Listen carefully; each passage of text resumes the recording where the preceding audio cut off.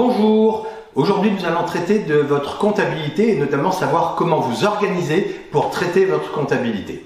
Et bien tout d'abord, pour traiter votre comptabilité correctement, il faut être parfaitement bien organisé. Il faut être bien organisé avant, pendant et après votre comptabilité. Donc avant, il s'agit de bien recevoir, réceptionner toutes les pièces comptables que vous avez. Et donc pour ça, on vous recommande en général d'avoir sur votre bureau une petite bannette dans laquelle, au fur et à mesure que les documents arrivent, vous allez les positionner dedans. Ou s'ils arrivent par informatique, bien vous allez bien les mettre dans un fichier bien spécifique dans votre ordinateur.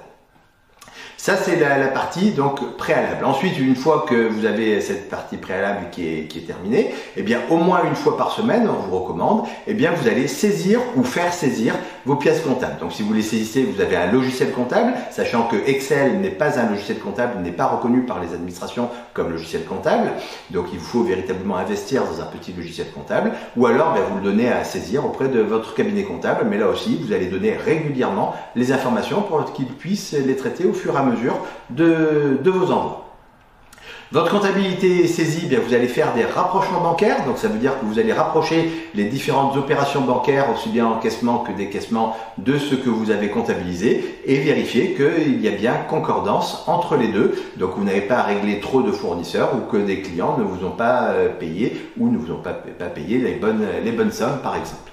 Ensuite, une fois que ces opérations sont réalisées, vous allez vous allez classer vos factures et vos pièces comptables. Donc soit vous les classez par mois, les unes au-dessus des autres de manière empilée. C'est le plus facile en général quand on n'a pas besoin et qu'on a traité bien ces pièces et qu'on n'a pas besoin d'y revenir.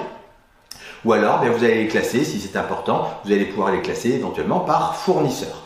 On vous recommande systématiquement aujourd'hui, parce que c'est pas des investissements énormes, de faire à la fois un archivage numérique et un archivage papier. Une fois que ces opérations sont réalisées, il faut régulièrement contrôler ce que l'on appelle les grands livres, c'est-à-dire que vous allez regarder l'intégralité des clients et vérifier que les encaissements correspondent bien. Vous allez vérifier les fournisseurs, vérifier que les décaissements correspondent bien. Vous allez vérifier ensuite toutes les différentes échéances fiscales et sociales pour ne pas en rater, sachant que si vous oubliez de faire une déclaration, c'est 10% de pénalité des sommes dues qui vous sont entre guillemets facturées. Si par contre vous avez fait votre déclaration dans les délais mais que vous n'avez pas payé, c'est une majoration de 5% que vous serez obligé de payer. Vous avez des questions sur votre organisation comptable, n'hésitez pas à questionner le cabinet.